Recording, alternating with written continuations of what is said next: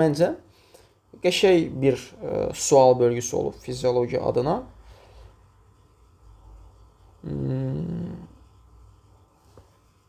Burada suallardan biri qalıb.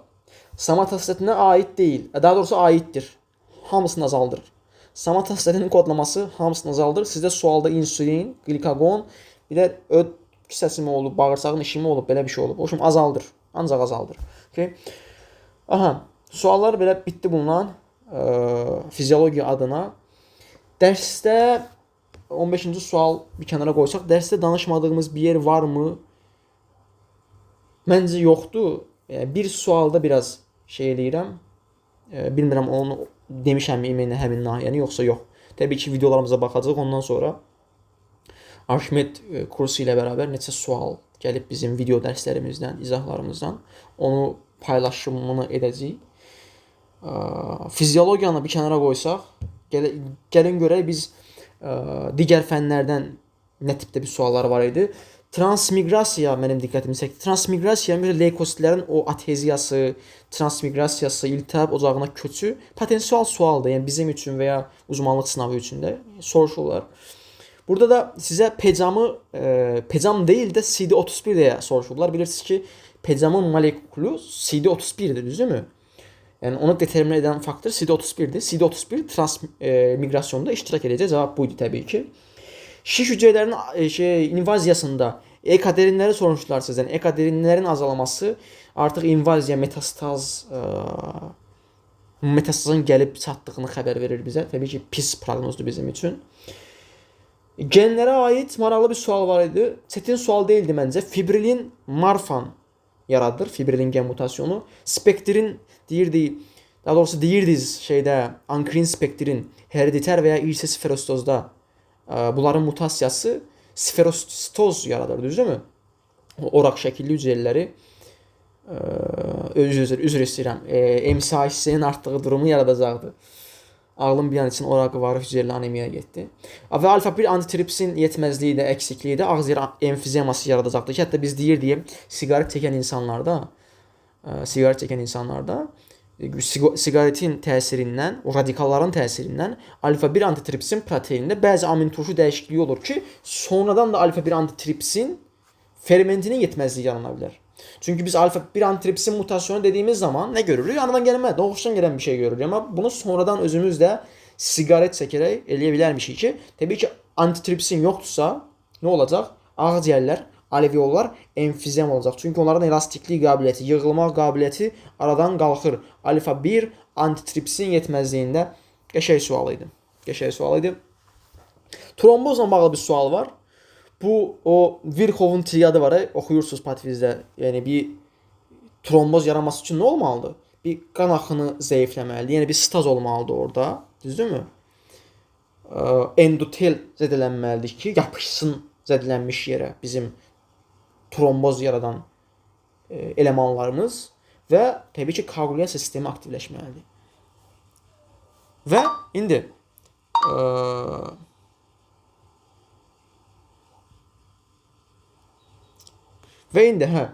nə var idi sizdə? K vitamini hiposu mu, hiperi mi? K vitamini hiposu yaratmaz. K vitamini hipervitaminozu yaradar tromboz yaradar. Bunu qoyaq bir kənara.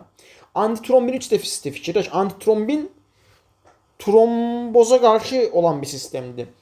Fibrini aradan qaldıran bir sistemdir. Düzdürmü? Adına bax, antitrombin, trombini aparıram mən. 2-ci və 10-cu faktoru inaktivləşdirir.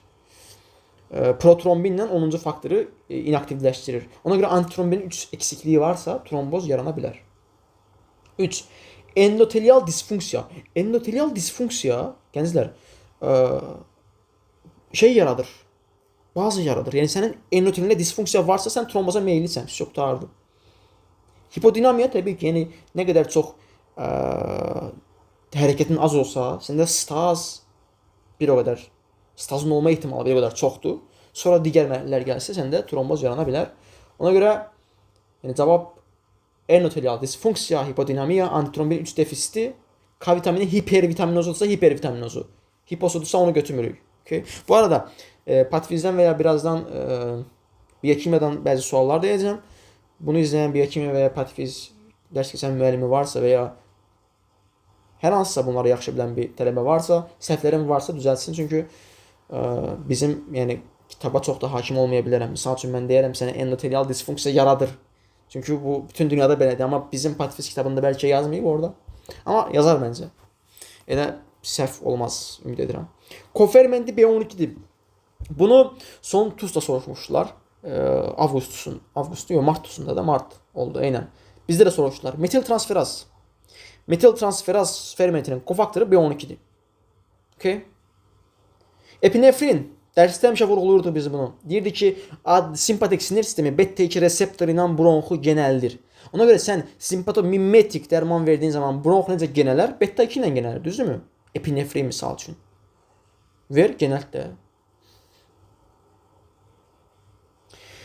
Pi turşlarının sintezi artır.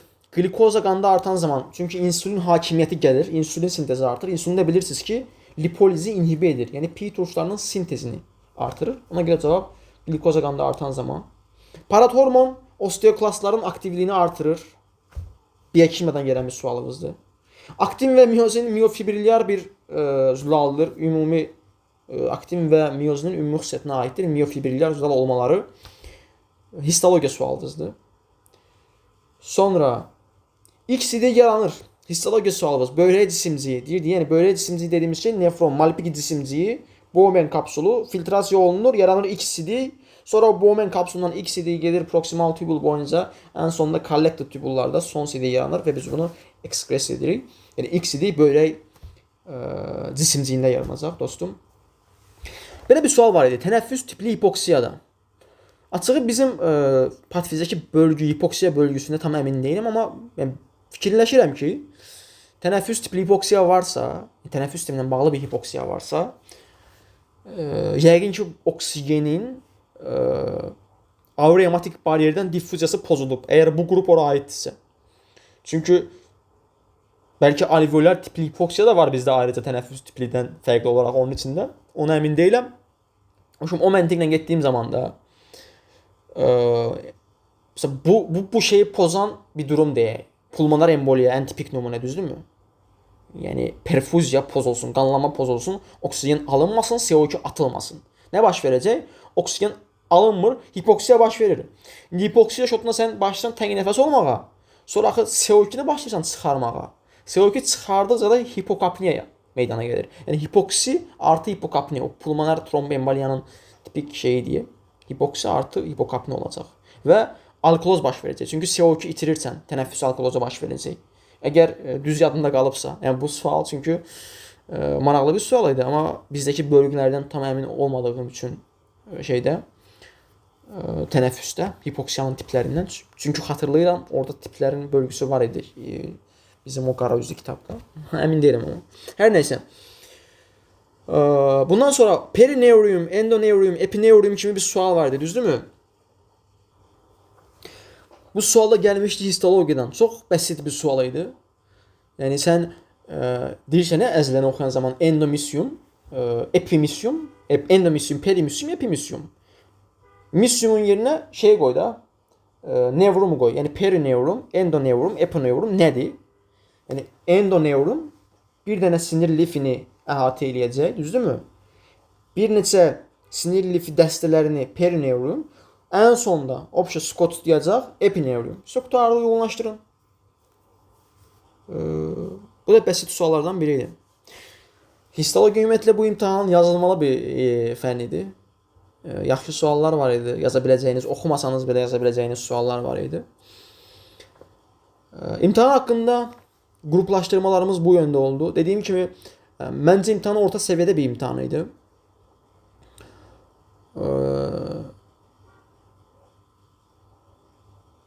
Yenə də bəzi sualları xatırlamağa çalışıram. Bir sual yadıma gəldi yenə.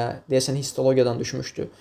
Parietal hüceyrələr üçün xarakteristik deyil. Kaslın daxili amilini sintez edəcək, H-xlor sintez edəcək, H-xlor sintezində iştirak eləyir deyə onda karbonik anhidraza fermentinin aktivliyi yuxarı olacaq. Çünki o CO2 su, H2CO3 gələcək hüceyrə içindən H müsbət, HCO3 mənfi, H müsbəti verəcək, kalium transport, o da orada var.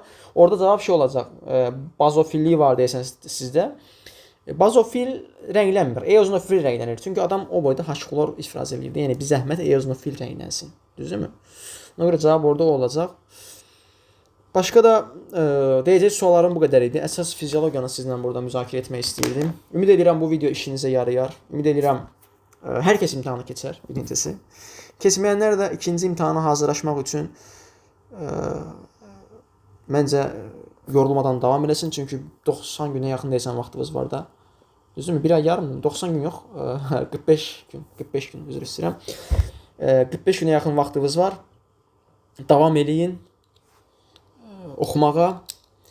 Sual olaraq da suallara baxdığım zaman az cavablı suallardan gələn suallar var idi. Bir xeyli var idi. Yəni en qədər var idi, onu deyim. İstəyir biokimiya, istəyir fiziologiya, istəyir histologiya və ya kavedra suallarını da işləyə bilərsiniz. Yəni görürük ki, kavedra və ya az cavablı suallardan düşür imtahan onsuz. Yəni fiziologiyadan 15 sualın oturub axtarsaq görərik ki, rahat 8 sualı var testlərimizdə, rahat. Okay.